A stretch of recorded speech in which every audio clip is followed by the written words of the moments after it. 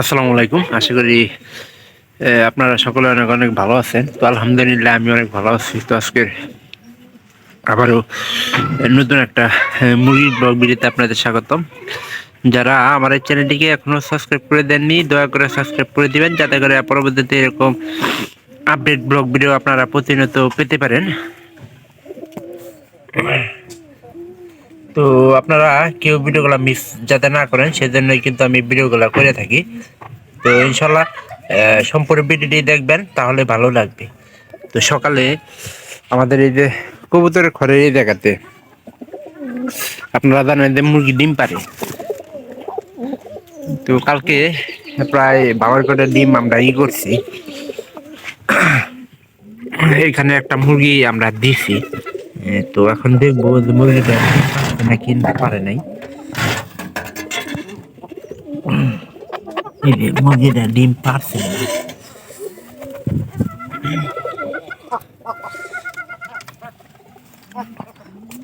তো এখানে মনে হয় প্রায় 2টা ডিম আছে, একটু ভিতরে নিয়ে দেখানোর চেষ্টা করি। তো এখন কয়টা ডিম জমা হয়েছে আমাদের?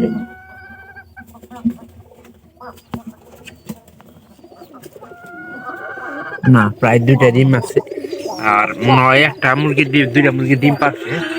আর ওরা মনে হয় পারে না। ওই মুরগিটা ডিম পাড়ার জন্য কসকসাইতেছে, ওই মুরগিটা আর এই যে এই মুরগিটা।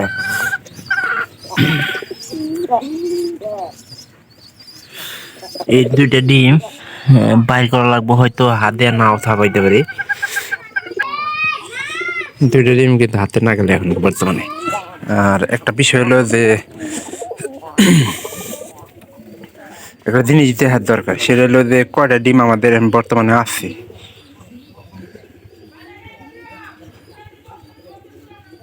উলুলে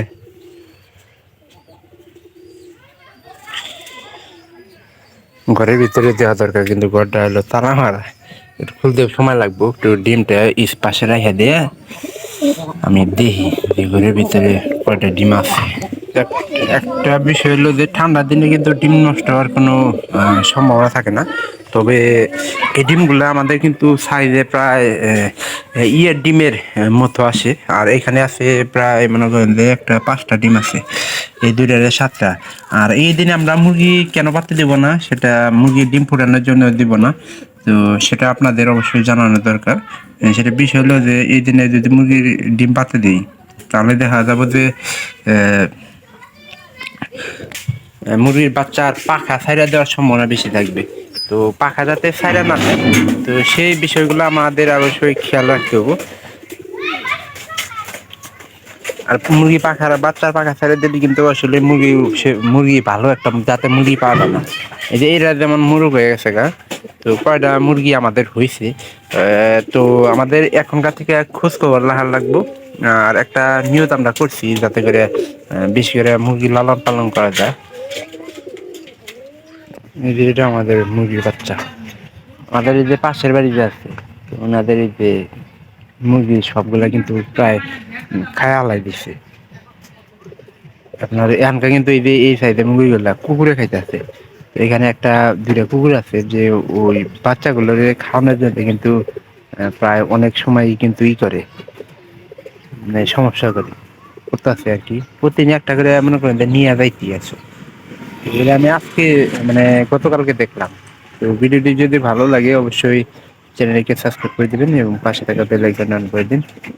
পরবর্তীতে আমার এই সকল গ্রামের নতুন নতুন ব্লগগুলো পাওয়ার জন্য।